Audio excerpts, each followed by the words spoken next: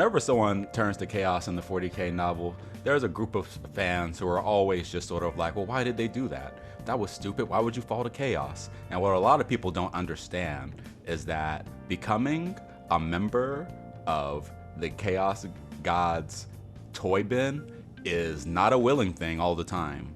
Sure, you can go to chaos willingly, but we're here to talk about the top 10 ways to fall to chaos.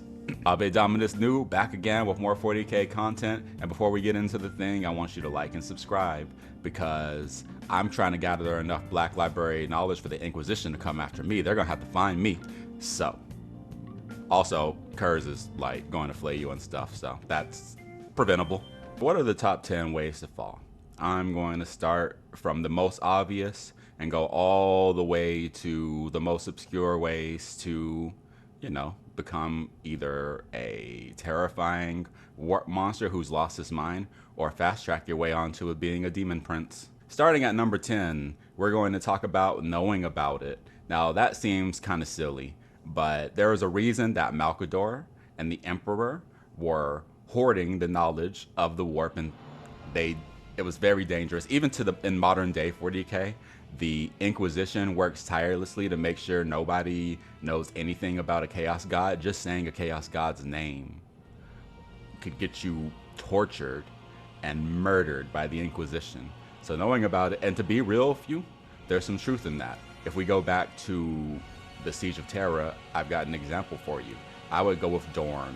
Now, Dorn actually held out against Chaos because he did know about it in a way, but I think it's only because the Horus Heresy had happened and everything had started to collapse around our main characters.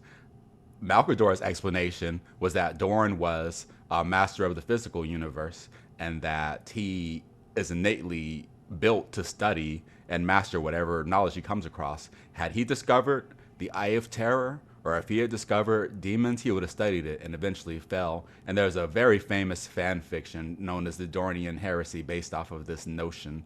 So knowing about it is definitely a good way to fall. You probably would rather not know about chaos. At number 9, we have staring into the warp.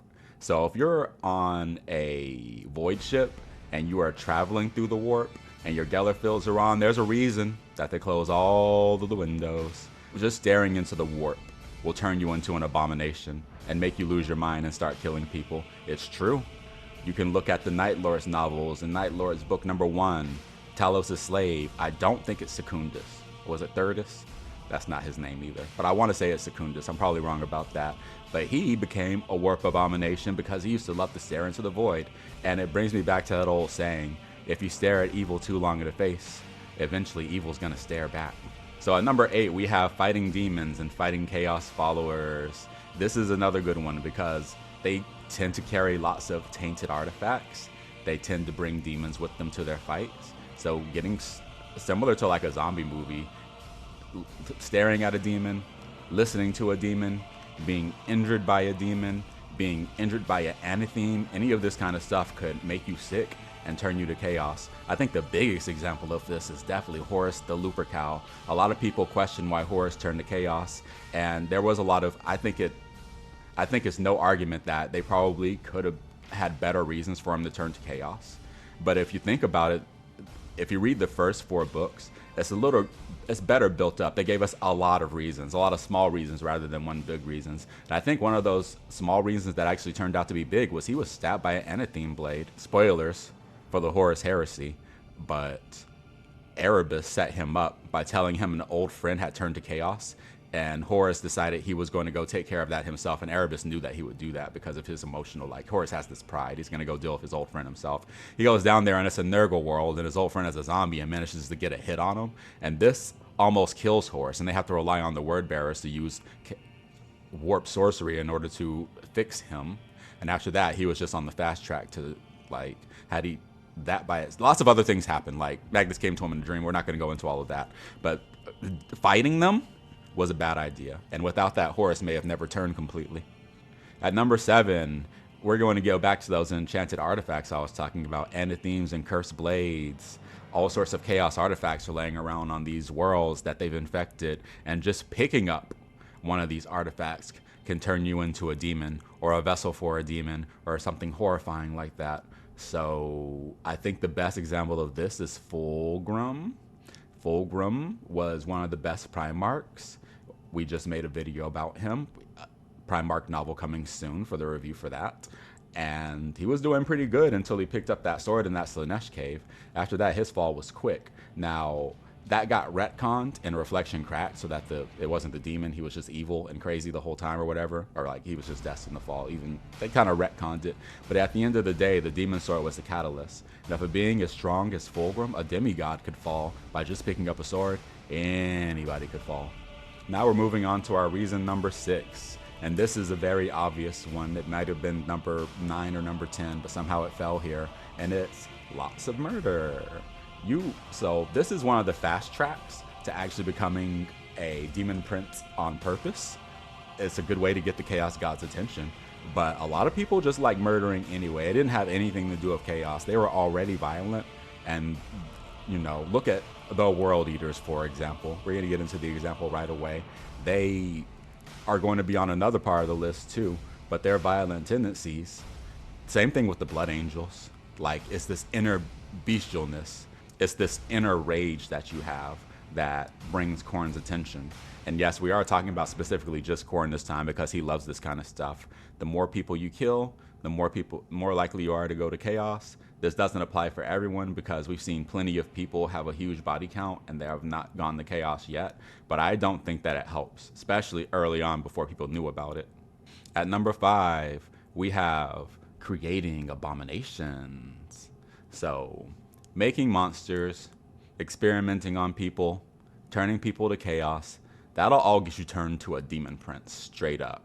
We're talking about like stuff that the Chaos Gods love. And we're going to go right into, I've talked about Fabius Bile on this channel a lot. He's my favorite character. Everything that he did throughout his career made him Slaanesh's favorite child.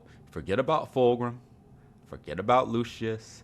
Forget about Eidolon. Fabius was the favorite. Why is that? Because of the delight, his drive for perfection, and the delightful terrors that he brought into the universe. At number 4, we have being too ambitious. Ambition is a natural thing for human beings, and sometimes people get put into such disparate situations, especially in the Imperium, that it's like they hope and beg and wish for change, and they scheme and manipulate, and they get what they want to. And Tzeentch loves this kind of stuff. And it's not just like wanting freedom or wanting to change a situation, even in a peaceful way. It could just be ambition when it comes to magic too. Because my example is actually going to be Magnus the Red, Tzeentch's son, I guess you could call him at this point. You know, Magnus was probably the most promising of the Emperor's sons.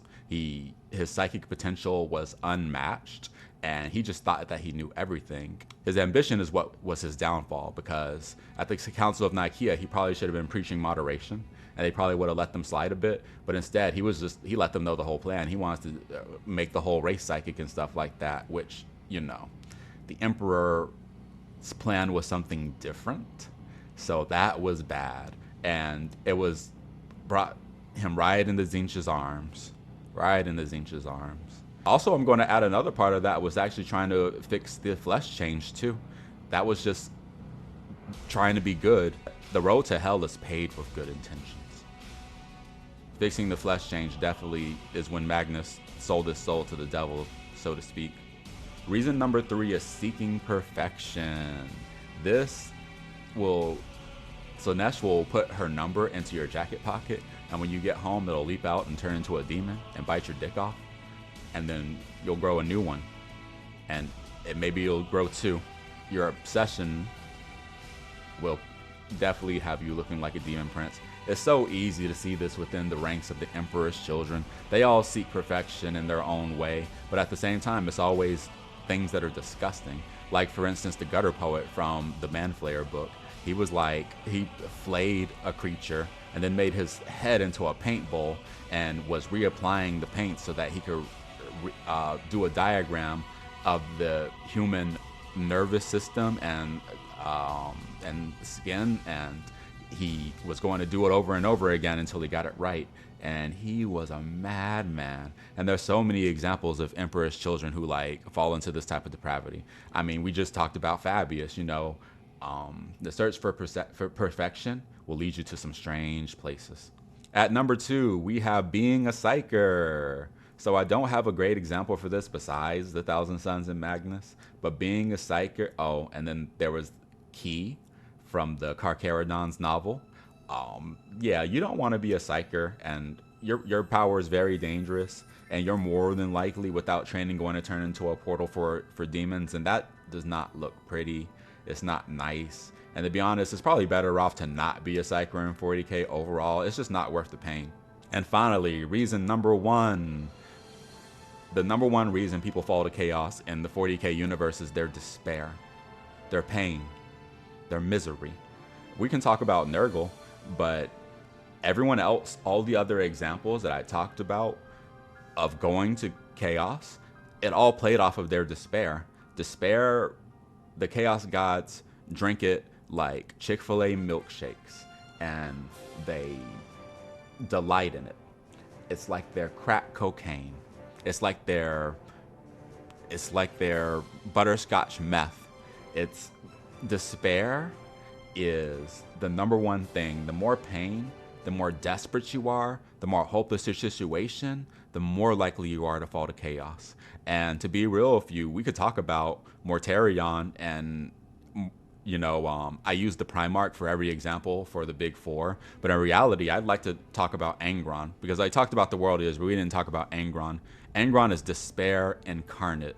As a baby, he was thrown into a gladiator arena and forced to kill his comrades, and when he refused, they put a pain engine in his head, and it drove him insane and slowly started to kill him.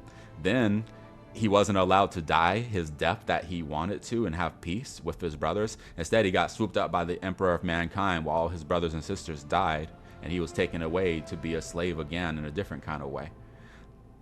Then after that, he finally got close to one of his brothers, Lorgar, who betrayed him and turned him into a demon so that he could suffer for the rest of eternity.